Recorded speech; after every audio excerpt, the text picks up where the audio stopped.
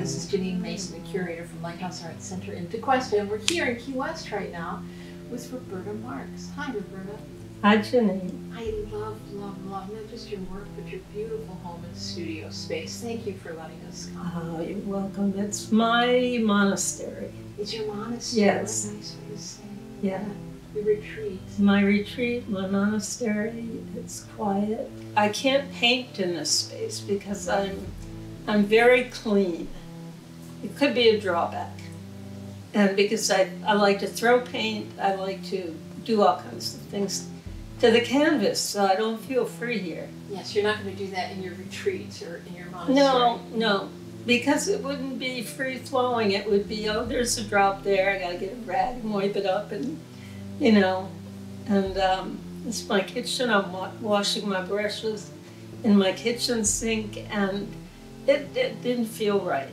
But it was good for me because painting was physical. And it was a freedom. It was just do it, you know. Like I tell my students, how do I start? And they'd have paint. They treasured their paint, you know. They treasured everything.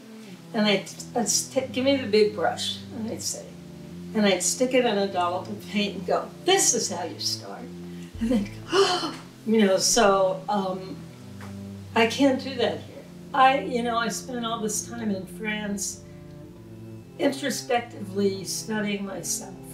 Like one would look in a mirror and say, you're here, you're alone, there's no one, you can't speak the language, and yet you set up a studio here and you love it, and it's peaceful, and I love the cows and walking down the farm fields. So it was 20 years in France, here and in France.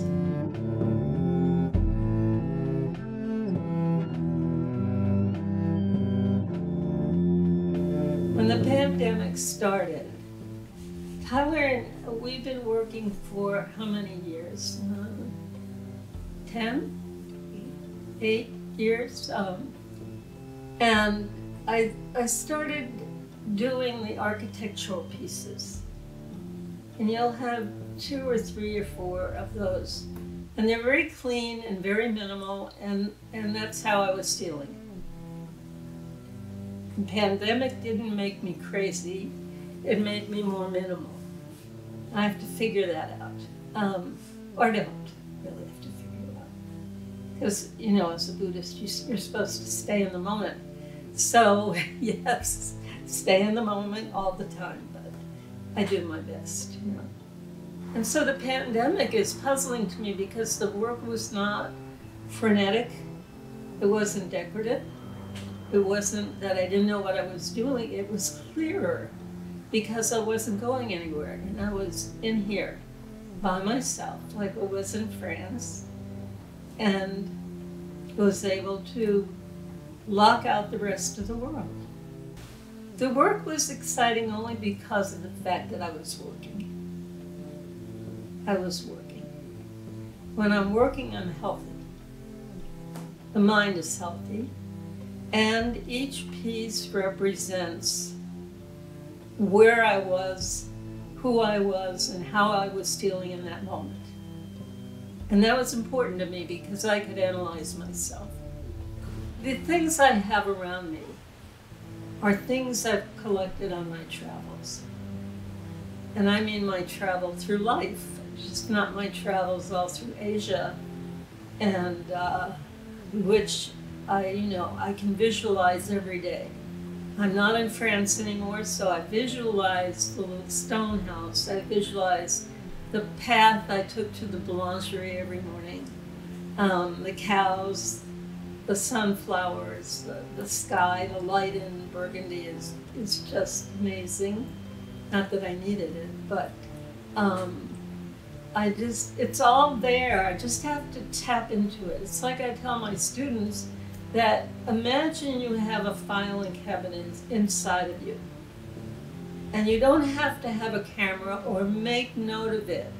Just trust that every image you see is going to be filed away in there, and it's going to just stuff and stuff and stuff in there And as you mature, the imagery is going to separate itself into compartments.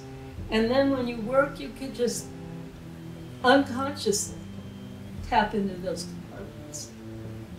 I owe so much to Tyler, my friend, my fabricator, her mother shares her with me as a daughter I never had, because I have 2 sons.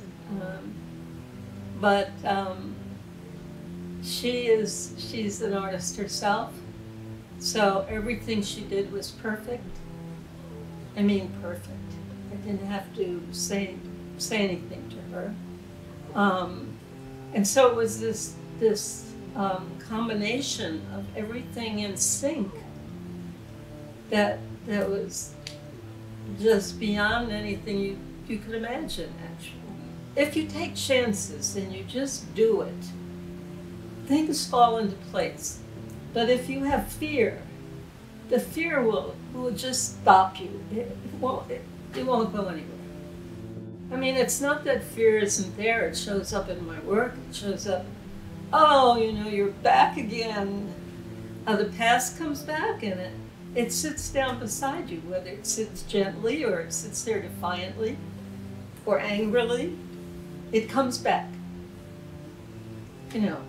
My other outside influences are sometimes very hectic and painful, and every emotion there is.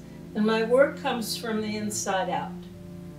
People always say, why don't you have good light, or you should work in good light? And I say, no, I don't need the light. It's inside. And it comes out. Life is a canvas, Life is art.